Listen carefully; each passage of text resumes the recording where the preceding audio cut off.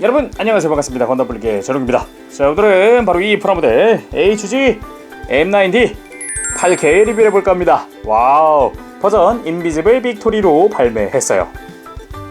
발매는 2019년 5월 18일에 했습니다. 가격이 엔가로 좀 올랐어요. 3,400엔입니다. 네, 기존의 아바레스트 또는 M9 다른 기체들에 비하면 가격대가 확실히 좀 올랐다라는 느낌이 듭니다. 기존에 2,800엔이었던 가격이 3,400엔까지 올랐으니까 600엔이나 올랐거든요. 네, 국내에서도 34,000원부터 한 41,000원 정도에 구매할 수 있어요. 그런 만큼 좀 이제 풍부하겠구나, 이것저것 많겠구나라고 생각했지만 보기보다 이제 정크가 많지 무장이 좀 추가됐을 뿐 전체적인 볼륨, 파츠의 볼륨은 뭐 굳이 따지면 전이랑 너무 다르진 않구나라는 느낌이 좀 들어요. 그래서 차라리 정크 빼고 좀 뺄 수 있는 건 좀 더 빼고 막 그랬으면 좋았을 텐데 더 빼기 힘들었을 것 같습니다. 아무래도 런너가 중복되는 게 여러 가지 있다 보니까. 풀메탈 패닉 인비지블 빅토리에 등장한 모습으로 발매가 됐고요. 주인공인 사가라 소스케가 속해있는 우르즈 부대의 지휘관입니다. 지휘관 1번기예요. 1번기. 그래서 부를 때 우르즈 1이라고 부르기도 하죠. 주인공인 사가라 소스케는 우르즈 7이었죠.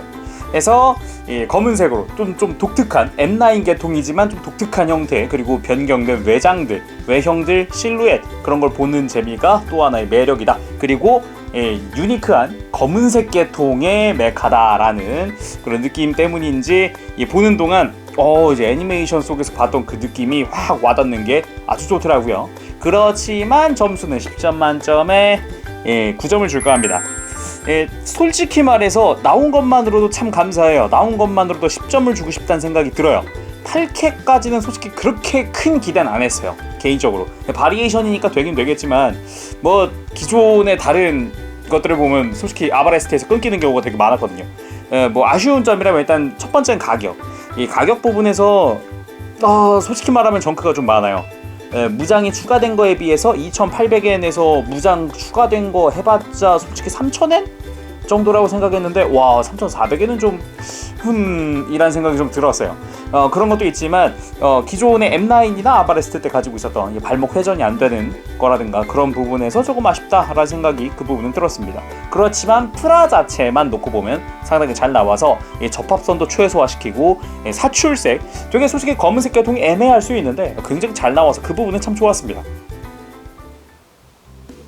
자, 그럼 M9D 8K의 외형을 한번 살펴보도록 합시다. 검은색의 암슬레이브, 와우, 저도 이제 애니메이션 보면서 처음 알게 됐었는데 개인적으로는 이 컬러링 배합 자체가 굉장히 취향입니다. 이게 잘 보면 완전히 검은색도 아니고 투톤이에요, 투톤. 그래서 좀 입체감이라든가 이런 것도 있고 보는 재미도 있고 다른 M9들이랑 같이 두는, 그리고 비교하는 재미도 있고요. 상당히 좋습니다. 지금까지 일반 판매한 풀메탈 패닉 프라들을 한번 모아봤습니다. 확실히 비슷한 컨셉들이긴 하지만 각각의 특색이 조금씩 있다 보니까 그거 보는 재미도 좀 있는 것 같고, 특히나 대장기다 보니까 주의관기잖아요. 그런 느낌 때문인지 좀 더 특별해 보이는 느낌도 있는 것 같아요. 그럼 자세히 한번 살펴봐야겠죠. 머리 디자인 자체는 기존의 M9이나 아니면 아바레스트와는 많이 차이가 납니다. 기존의 각진 머리였다면 이번에는 곡선이 많은, 그리고 양옆에 뿔이 달린 형태라고 볼 수 있죠. 그리고 뾰족해지는 턱 부분이라든지 이마 끝부분도 굉장히 뾰족해서 그거 보는 재미도 있고요. 뒤통수 쪽으로는 둥근 형태가 이어지는 형태고, 그리고 눈 부분이 인상적입니다. 주황 색깔의 눈을 가지고 있어요. 기존에는 딱히 아바레스트가 아닌 이상 눈이 있진 않았는데 이 부분도 마음에 들어요. 몸통은 뭐 사실상 기존의 M9과 뭐 똑같다고 볼 수가 있습니다. 그래서 등의 형태라든지 디자인의 형태, 뭐 각진 형태라든가 몰드도 기존의 M9과 동일한 형태를 쓰고 있습니다. 그렇지만 이 어깨 부분은 완전히 달라졌는데, 특히 팔꿈치 위쪽으로, 그쵸? 팔꿈치 위쪽으로는 아예 달라졌습니다. 어깨 장갑도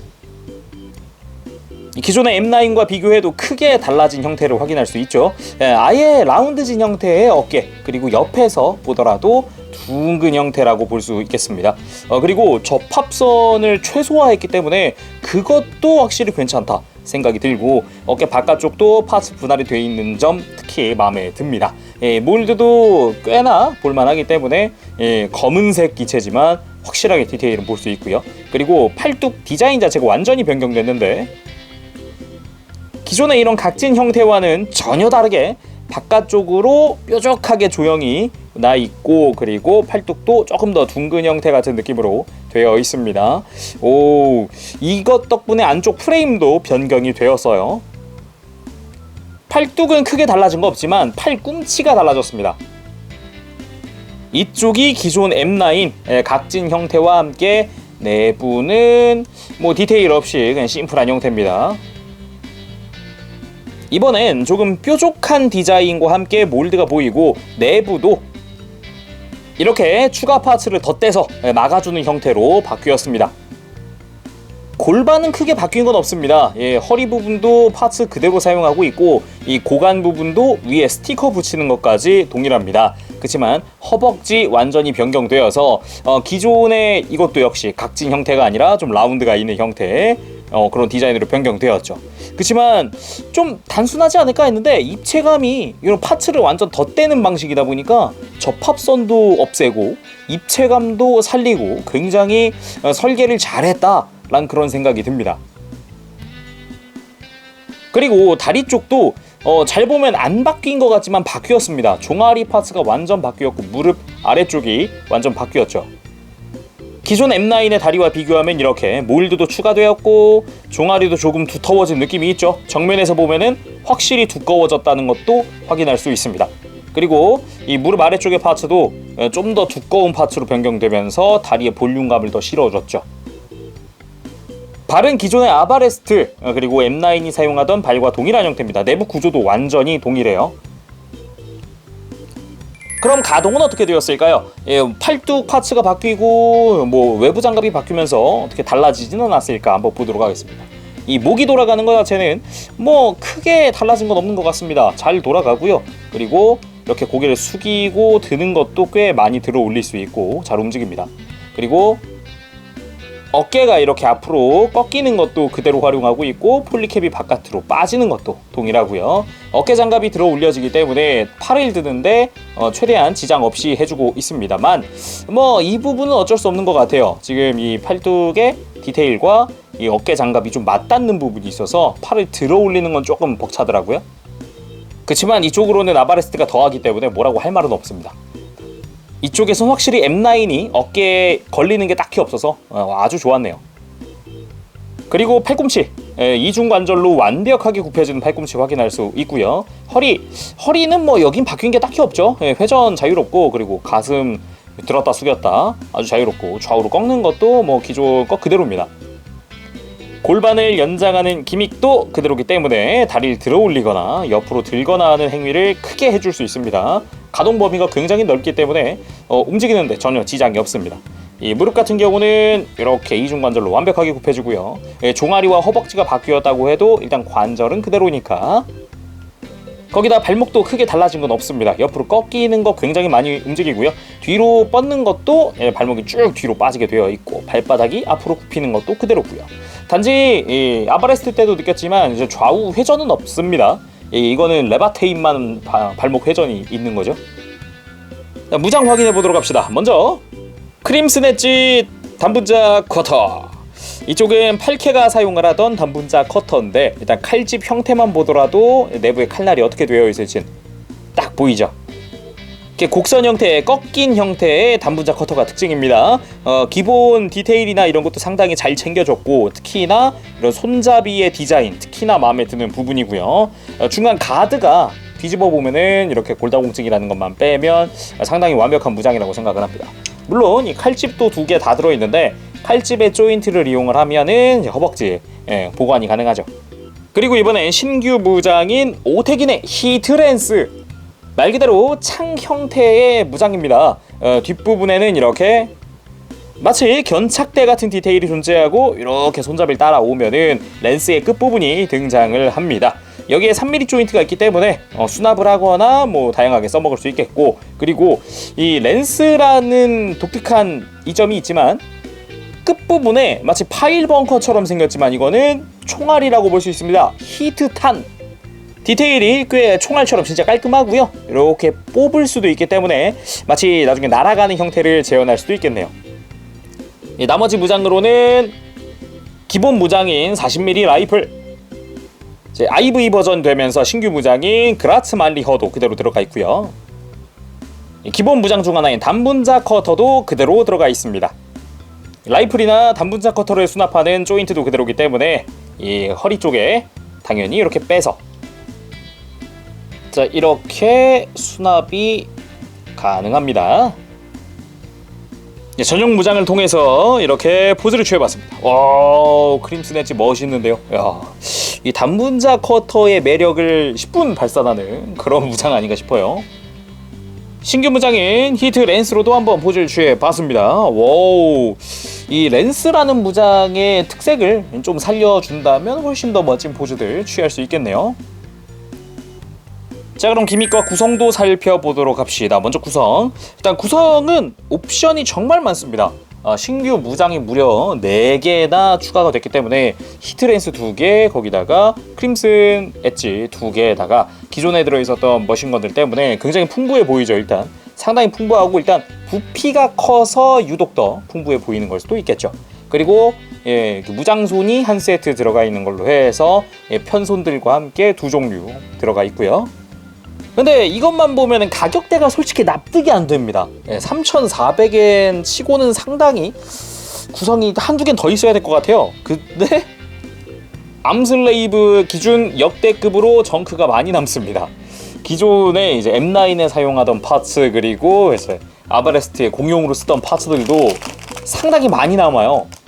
그렇다고 해서 뭐 이걸로 뭘 할 수 있냐, 뭐 그것도 아니에요. 그냥 뭐 종아리 좀 바꿔준다, 뭐 그게 다지. 뭐 그냥 8K는 8K니까 상당히 양이 많습니다. 이것만 치면 딱 요것만 생각하면 진짜로 3,400엔 정크까지 끼면 되겠네, 막 이런 느낌이에요. 정크가 한 400엔 정도 되는 느낌이거든요. 체감이 살짝 그게 조금 그러네요. 물론 같은 파츠들을 활용하고 있기 때문에 이렇게 콕피트 해치 오픈하는 것도 가능합니다. 뭐 이렇게 해서 경납고를 재현하는 것도 나중엔 가능하겠죠? 자, 오늘은 이렇게 해서 HG M9D 8K 리뷰를 해봤습니다. 확실히 검은색이라는 유니크함이 있다 보니까 유독 이제 좀 튀는 느낌이기도 해요. 어찌 보면은 소대원들 중에 가장 어두운 색이지만 그치만 가장 튀는 것 같은 그런 느낌인 거죠. 해서 오늘은 여기까지 해보도록 하고 다음 시간에 또 뵙도록 하겠습니다. 그때까지 여러분들 즐거운 취미생활 되시길 바라고요. 재룡이었습니다. 여러분 안녕. 버프시. 네, 여러분 리뷰 재밌게 보셨습니까? 8K 기존에 뭐 아바레스트라든가 레바테인이랑 같이 나와도 혼자 독보적인 그런 컬러링 때문인지 좀 튑니다. 검은색 계통 색깔인데 튀어요. 그런 재미가 있다고 볼 수 있겠지만 역시 기존의 M9이 가지고 있었던 아쉬움들이 좀 있어요. 일단은 외형 9점 줄까 합니다. 이 종아리 쪽 스티커 옆에도 좀 메워주는 게 있었으면 좋았을 것 같아요. 여전히 아무래도 이 스티커 옆은 좀 비어있는 부분이 있다 보니까 좀 휑해 보인다는 느낌도 솔직히 있어요. 그런 것도 있고, 그리고 뭐 가동 특성 부분에선 9점. 기존에도 이 발목이 회전 안 되는 것 때문에 솔직히 좀 불안한 건 있어요. 회전이 되면 유연성이 생기다 보니까 이 부러지는 확률도 좀 줄어들 수 있거든요. 근데 혹시나 해서 휙 돌려버리면 이거는 부러질 수 있으니까 주의하시길 바래요. 그래도 다른 애들도 그렇지만 좀 유연한 편이기 때문에 그래도 관절들은 뭐 일단 파손 염려는 크게 걱정 안 하지만 그래도 혹시 몰라서. 그리고 이 무장 부분에선 10점. 무장 구성은 상당히 좋습니다. 신규 무장이 그라츠말리형 이전에 있었던 신규 무장 플러스 여기서 또 신규 무장 히트랜스가 들어가면서 굉장히 풍성해졌어요. 사이즈도 크기 때문에 액션 취하는 재미도 있고요. 그렇지만 이제 구성 및 기믹 부분에서 8점 줄까 합니다. 솔직히 구성이랑 기믹은 다 마음에 들지만 그렇지만 구성 부분 역시 가격대 가성비가 과연 괜찮겠냐라는 생각이 좀 들어요. 아무래도 이게 제가 조립하면서도 느낀 거지만 이게 생방송하면서 제가 조립을 하잖아요. 채팅에 그런 것도 있어요. 구성에 비해서 가격이 너무 셉니다 라는 채팅이 있었어요. 저도 그거에 대해서는 솔직히 좀 동의를 하는 편이에요. 전체적으로 다 늘여놓고 보면은 3,400, 34,000원? 이런 생각이 좀 들었거든요. 그러고서 정크를 옆에 보니까 라는 생각이 들었죠. 그래서 총 점수 9점 줄까 합니다. 자, 그러면은 다음 시간에 또 뵙도록 하고요. 이 풀메탈 패닉 시리즈는 여기서 끊기지 않고 더 나왔으면 좋겠어요. 일단은 이 녀석 박스 아트에 보면은 얘가 이 뒤에 있는 애가 코다르라는 기체거든요. 이 람다 드라이버 탑재기여서 이제 상대 적 세력의 이제 주력 기체 중 하나인데 저것까지 그리고 나중에는 베리알까지도 쭉쭉 내줬으면 좋겠습니다. 시간이 좀 걸리더라도 이제 전체적인 이 풀메탈 패닉의 그런 뭐 디오라마라든가 아니면은 전투씬 같은 거 좀 재현해보고 싶어서 한번 보고 싶습니다. 자, 오늘은 여기까지 하겠습니다. 저는 다음 시간에 또 뵙도록 할게요. 그러니까 여러분들 즐거운 취미 생활 되시길 바랍니다. 여러분 안녕. 빠바시.